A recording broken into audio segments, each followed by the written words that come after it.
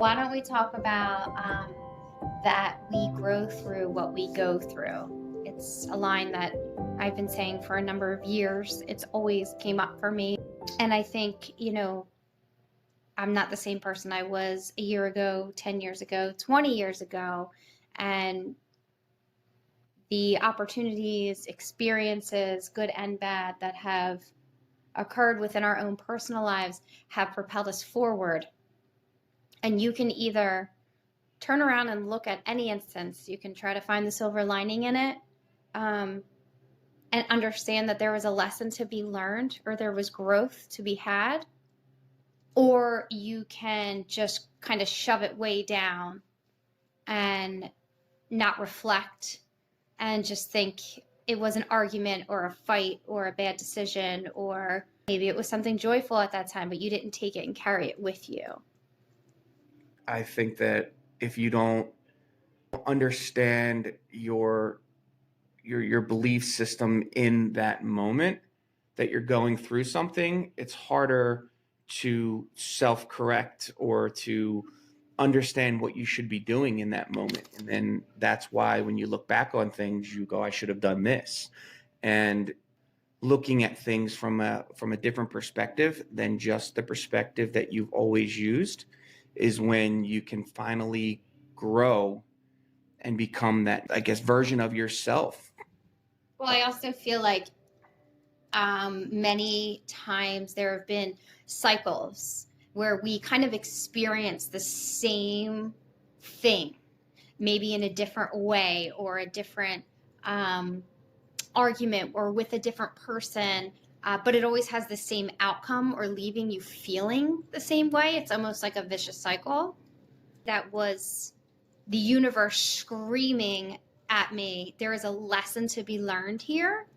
And if you keep getting the same answer, you're not learning the lesson. So many of us don't grow through what we go through, and it takes multiple times or multiple different ways that the universe presents it to us to show us, here's that lesson again.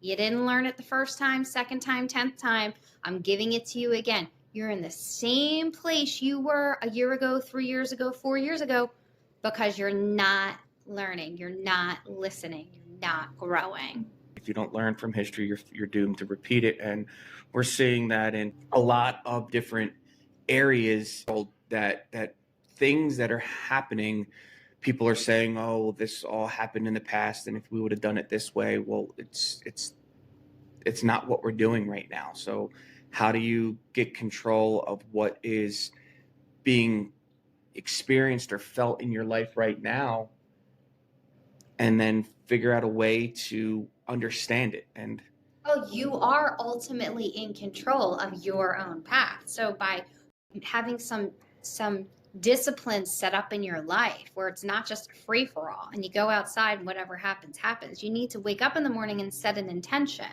and every single day set an intention. I think that goes back to your comment earlier about consistency and having a routine and having a something in place that you are going to do every single day, so that you have just some sort of structure. It's the foundation, 100%.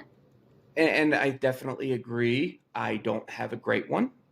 You have a much better foundation when it comes to that. You get up every morning at around the same time. You typically do yoga in the morning, or you do something to get yourself going. And the times that we had a routine in place where I was getting up with you and we were going for a walk or we were going and doing things are definitely where I can look back and see that we were the most aligned and we were the most productive. But it's challenging to have a routine that has specific things in place because life happens. You don't like going for a walk if it's 21 degrees outside or if it's raining outside. So it's hard to have something like that in your, I guess, structured, regimented routine if you don't have a way to, I guess, modify it. So someone like me has an alternative, where someone like you is like, well, it's not going to happen today. Yeah, and I guess a lot of times I go, well, and I maybe there's a sigh of relief, like, oh, good, I don't have to walk today. Yeah. But then it's like you missed out on the opportunity to reset your mindset and kind of keep yourself accountable for number one, giving your body love, giving your mind clarity, setting your intention for the day, having that time for yourself, or the time that we, have together. I mean, John, you and I do spend so much time together, and we are both so grateful and thankful, and not many couples have that opportunity. So if you can find that time to either get up earlier than your kids, or if you're a night owl and you want to stay up later at night, do some type of activity that will kind of bring that oneness together. In the summers, we like to spend most of our time down at the beach. So to get up and go to the ocean to watch the sunrise, like, I get excited for. I can't wait to wake up in the morning to do that. And for a while you were like, oh, because he's not an early person and I am an early bird. But Well, then it's not even just that. It's that I feel as though a lot of times I look at the sunrise as it's just another sunrise. It's why am I putting anything more to a sunrise than what it is? It's just the sun rising, and you look at it as it's the dawn of a new day. And you have a different outlook on it. And I think that as I have noticed or seen the mentality shift from just it's another day to hold on, it's another day, it's another opportunity. I've realized that yes, if I can open up each day as it's a new opportunity and not just it's another day, it opens up the possibility of change. It opens up the possibility of things going differently than they went last time. And every time you can enter into a day or an opportunity or a moment or something with a different mentality and a different mindset, I do believe that you have opportunity to change the way that outcome or that meeting or that situation was going to unfold. And something as simple as waking up and appreciating the day is something that we overlook and we don't think about. we do, we take it for granted. We do have the ability to wake up in the most beautiful place in the world, and we do have the opportunity to do things that maybe others in the world don't. So I think we take a lot of our opportunities for granted. Our health we take for granted. Again, like you've said in the past, the fact that we woke up and are breathing, that's not what some other people have. We have another day on this planet. We have another day in this beautiful world. So don't just take it for granted. Why not make the best of that day? And we all have days that we just want to lounge around and sit in silence. But in those moments, growth is happening as well, as long as we are thriving in other ways. But if you're sitting and you're constantly just paging through Facebook or Instagram or movie watching over and over and over, day by day by day by day, you're missing out on growth. You're missing out on opportunity to learn something new.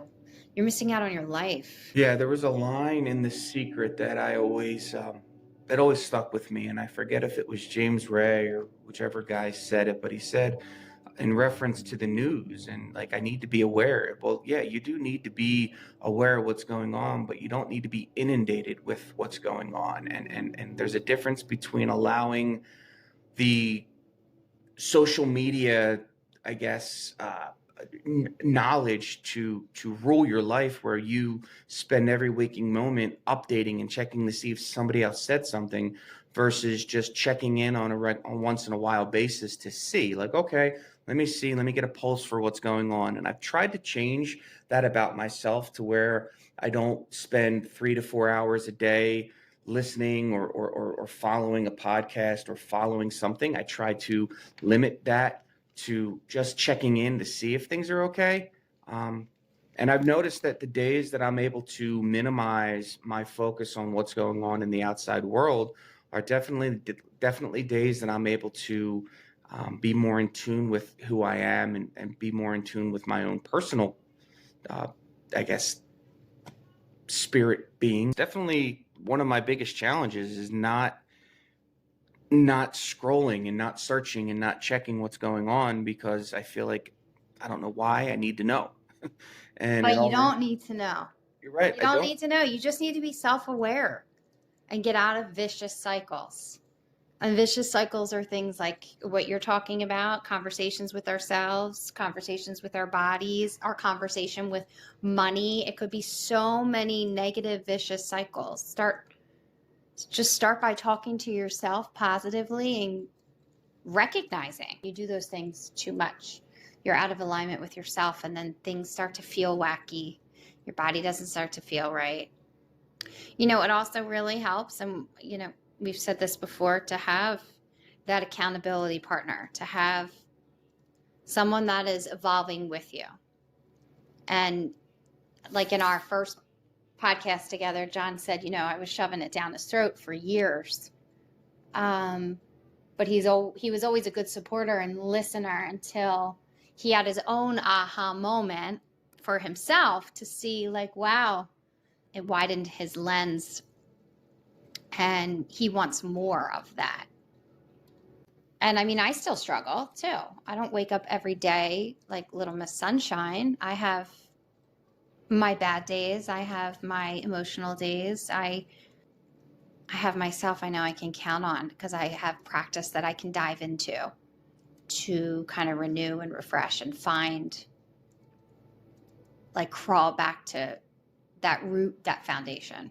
As you create more of those aha moments and more of those opportunities that you can actually see your power in the real world, and you can see how your belief system changed the way something went, that's when you can look back on those moments and you can help, I guess, center yourself, and realize that, yeah, today's going crappy.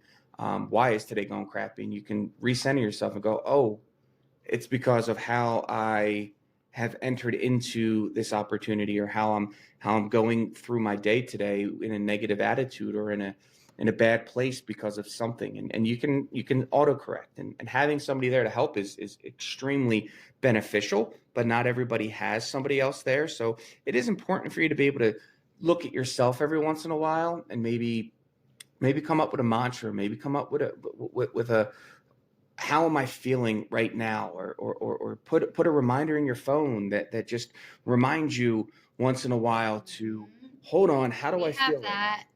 now? How am I allowing my emotions for how I feel right now to impact the decisions that I'm making, or the emotion that I have for an event? And just a simple thing like a reminder or partner along this journey, Or life coach. or life coach, yes, that can help put you in your place.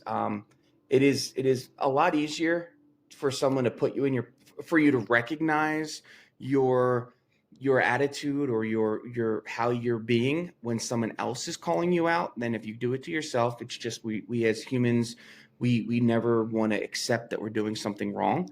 So I've always found it harder for myself to admit that I'm doing something wrong. You have to let go of excuses too, and allow your guard to come down and allow that person to call you out. Instead of getting that defense mechanism straight up, that self-ego jumps in front and is like, why are you calling me out?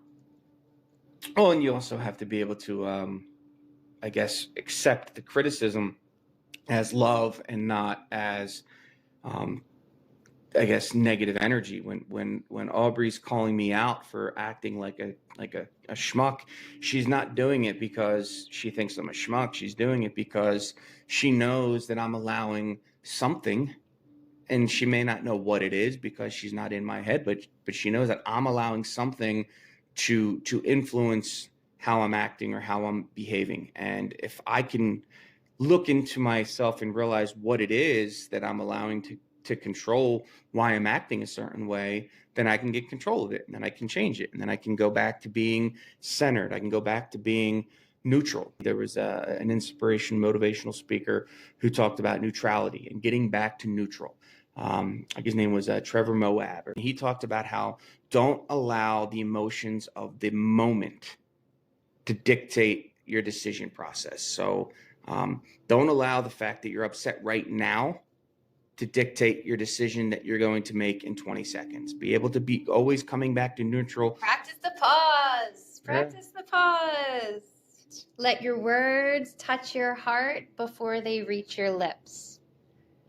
Yes, that is another phrase that comes around our house often. All the time. Don't make decisions with emotion tied to them. One of the best pieces of advice that Aubrey has given me was to sit on emails for at least 24 hours before I respond, especially when I want to respond immediately. Any kind of response. Kind of negative or attack, you need to sit with yourself and they're the hardest times. Yeah. Without a doubt, the hardest times. Because your ego wants to jump in. Yeah, you want to scream something or yell something or do something immediately because you're emotional. And when you can take a step back and you can look at the situation later from a different perspective, you realize that if you would have sent that text or sent that email or made that phone call, you would have been doing something in emotion that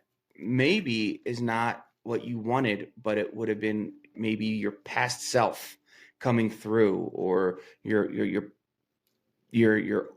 something that you didn't grow through before when you went through it. You never learned that lesson. Yep. So that's that vicious cycle coming right back in that moment. Yep. And if you don't allow yourself to recenter, you don't allow yourself to come back to neutral, you don't allow yourself to reset, you're going to make that same mistake again and you're never going to grow. So it's very important to have that aha moment that you can go back to have that experience. And I've been fortunate that I have several that I can look back on as moments where the only reason the situation turned out the way that it did was because I entered into that opportunity or that exchange with a positive attitude, a positive mindset, and I brought about the outcome that I wanted because of it. So making changes in my life has been very positive and has been